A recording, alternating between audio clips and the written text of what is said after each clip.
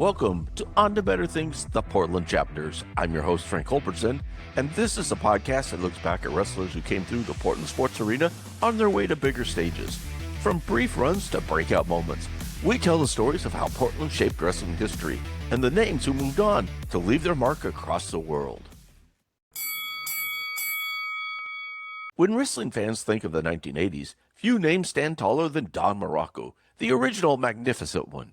But his journey began right here in the Pacific Northwest. Morocco's very first professional match appears to have been in Portland on April 4th, 1970. Wrestling as Don Morrow, he lost to Kurt Von Steiger.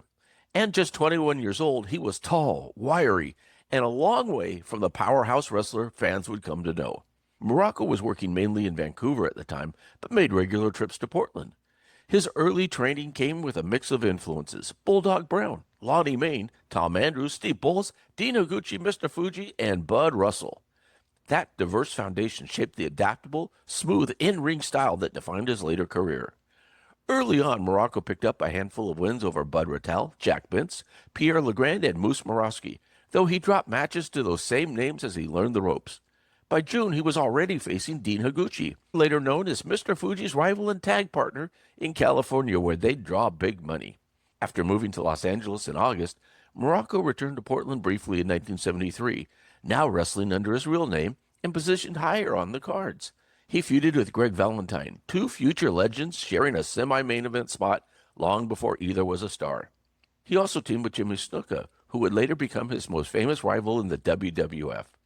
From those modest beginnings, Morocco went on to become one of the biggest stars of the 1980s, Intercontinental Champion, King of the Ring winner, and a featured name for nearly a decade in the WWF.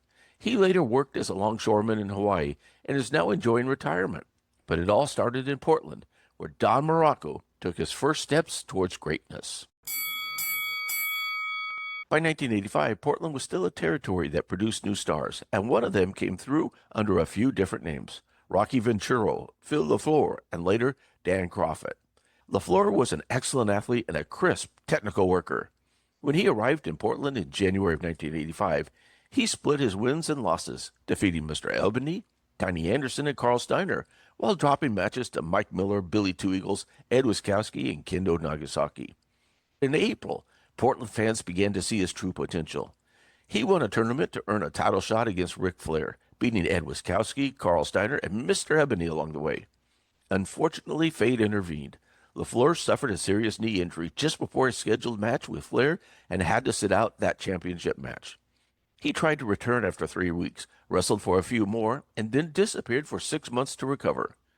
While Portland only saw flashes of his ability, his later success spoke for itself.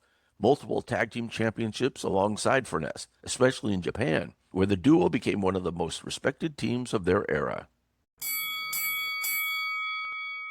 And finally, a man whose name stands at the very heart of wrestling history, Pat Patterson. By the time Patterson made brief returns to Portland in 1969 and again in 1977, he was already a seasoned star. His roots in the Northwest actually stretched back even further. He had wrestled extensively here from 1962 through 67, becoming a standout attraction. In 1969, Patterson came in as part of a tag team with Rip Kirby, but after a month, the team split and business wasn't strong.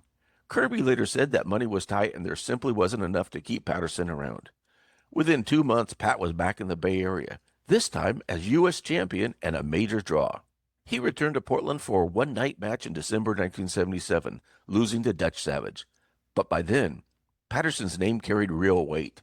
He was already an innovator in the ring and later became one of wrestling's most influential minds behind the scenes. As a booker and an agent, Patterson shaped the way modern wrestling is presented. He created the concept of the Royal Rumble, inspired by the legendary San Francisco Battle Royals he once headlined. Pat Patterson passed away in 2020, leaving behind a legacy that stretched from small arenas to the world's largest stages. 3 very different stories, one early beginning, one missed opportunity, and one legendary legacy. Don Morocco debuted in Portland before becoming a global star. Phil Lafleur, the man of many names, impressed Northwest fans before injury cut short his run. Pat Patterson, already a master of the craft, used Portland as a bridge in a career that changed wrestling forever. Each of them, in their own way, pass through the Northwest on the journey on to better things. Hey, this series is based on the Encyclopedia Portland Wrestlers by historian Mike Rogers, available now on Amazon. I'm your host, Frank Culbertson, and this has been On to Better Things, the Portland Chapters. Be sure to follow the show on Spotify and Apple Podcasts so you don't miss a single episode. New shows drop every Friday.